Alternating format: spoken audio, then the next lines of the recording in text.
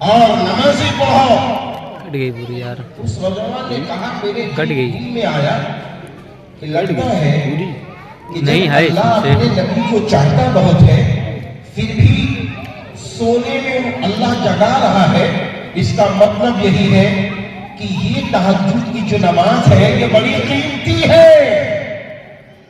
اگر یہ نماز قیمتی نہ ہوتی تو اللہ اپنے حبیب کو نہ اٹھاتا آدھی رات میں تہائی رات میں. اس نوجوان نے کہا ہم نے کیا کیا, تہجد پڑھنا شروع کر دیا. 5 وقت میں پڑھتا تھا, حضرت ابھی 6-7 مہینے رہے میں نے تہجد پڑھنا شروع کر دیا. اور اس نے کہا کہ میں اپنے آفس میں تھا, بڑے حالات میرے سامنے تھے. جب سے میں نے نماز شروع کر دی, ادھر قرآن کا پڑھنا اور ترجمہ اور تفسیر شروع کر دی سمجھنا, تو میری زبان پر کبھی جھوٹ نہیں آتا, کبھی میں کسی کو دھوکہ نہیں دیتا. آفس کا جو ٹائم ہے اسی وقت پہنچتا, آفس کا جو نکلنے کا ٹائم ہے اسی وقت نکلتا. حال میرا اس وقت یہ ہے کہ میں اتنا خوش ہوں کہ کوئی حد نہیں ہے. ہر جگہ اللہ مجھے عزت دے رہا ہے اور لوگ یہ کہنے لگے ہیں یہ ایماندار نوجوان ہے, یہ ایماندار افیسر ہے, یہ ایماندار. آپ دیکھ رہے ہیں ہر جگہ عزت ملنے لگی, شہرت ملنے لگی, بلندی ملنے لگی. یہ ہے قرآن کریم. معمولی وقت دے کر انسان دنیا میں ایسی عزت پا رہا ہے.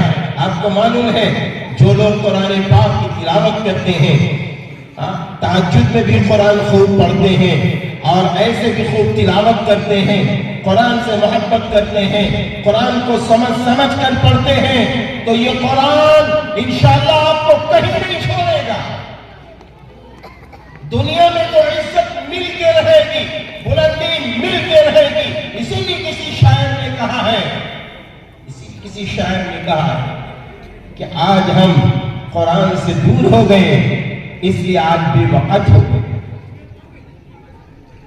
میرے بھائیوں آج بے وقت ہو گئے اسی لیے کہ ہم قرآن سے دور ہو گئے ہیں, ہم رسول اللہ صلی اللہ علیہ وسلم کی تعلیمات سے دور ہو گئے ہیں.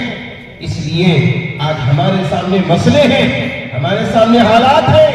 اس لیے آج ہماری اور آپ کی ذمہ داری ہے کہ ہم قرآن کریم سے جڑ جائیں, قرآن کریم سے جڑ جائیں. آج اگر ہم قرآن کریم سے جڑ جائیں گے, قسم خدا پاک کی کھا کے کہتا ہوں, یہ قرآن اس وقت تک چین و سکون سے نہ رہے گا جب تک انشاءاللہ یہ جنت میں داخل ہے. روایت میں آتا ہے کہ اللہ کی بارگاہ میں یہ قرآن جھگڑا کرے گا, یہ قرآن جھگڑا کرے گا کہ اللہ اس نے مجھ سے محبت کی ہے, اے اللہ راتوں میں سب سوتے تھے یہ تلاوت کرتا تھا, یہ جوان تھا, جوانی سے بھی اس نے قرآن کی تلاوت شروع کر دی تھی. اس کے سامنے دنیا کی لذتیں تھی, اس کے سامنے دنیا کی پکار تھی. یہ انجینئر بھی تھا, پروفیسر بھی تھا اور سیاسی رہنما بھی تھا. اس کے باوجود اس کے زبان سے قرآن پاک کی تلاوت جاری رہتی تھی. یہ تہجد گزار بھی تھا, تہجد میں بھی قرآن خوب لمبی سورتیں, بڑی سورتیں پڑھتا تھا اور خوب مزے لے لے کے قرآن پڑھتا تھا. اے اللہ آج اس کو تو جنت میں داخل کر دے. روایت میں آتا ہے کہ اللہ سے جھگڑا کرے گا قرآن کریم, تو جب یہ قرآن جھگڑا کرے گا اللہ سے, اللہ کہے گا ہاں آج تو ہم اس بندے کو جنت میں داخل کریں گے اس لیے کہ یہ قرآن سے محبت کر, قرآن سے محبت کر کے آئے.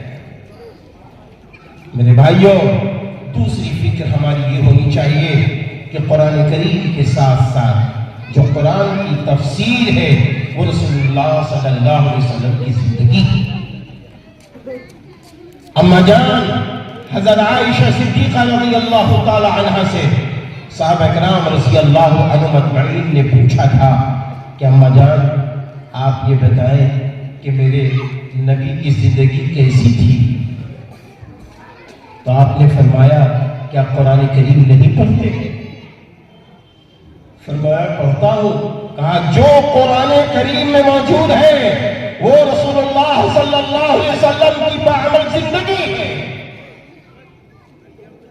اس لیے آئیے ہم کو قرآن کریم کے ساتھ ساتھ رسول اللہ صلی اللہ علیہ وسلم کی زندگی کو سامنے رکھ کر اپنی زندگی گزارنی ہے. ہم کو کھانا ہی کھانا ہے, پانی پینا ہی پینا ہے, کپڑے پہننا ہے, کاروبار کرنا ہے, دوستی کرنا بغیر دوست کے رہ نہیں سکتے, شادی کرنا ہے, بیوی کو لانا ہے.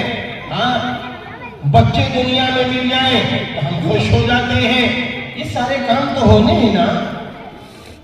اگر یہ سارے کے سارے کام تھوڑا سا استحضار پیدا کر لیں, پانی پئیں گے سنت کے مطابق, کھانا کھائیں گے نبی کے طریقے کے مطابق, کپڑے پہنیں گے نبی کے طریقے کے مطابق, اب سونے جا رہے ہیں سوئیں گے نبی کے طریقے کے مطابق, صبح اٹھیں گے نبی کے طریقے کے مطابق, تجارت کر رہے ہیں تجارت کریں گے نبی کے طریقے کے مطابق, زراعت کر رہے ہیں نبی کے طریقے کے مطابق, شادی کرنے جا رہے ہیں نانا ہم دوسروں کو کوئی خوش نہیں کریں گے, ہم پہلے اپنے اللہ کو خوش کریں گے.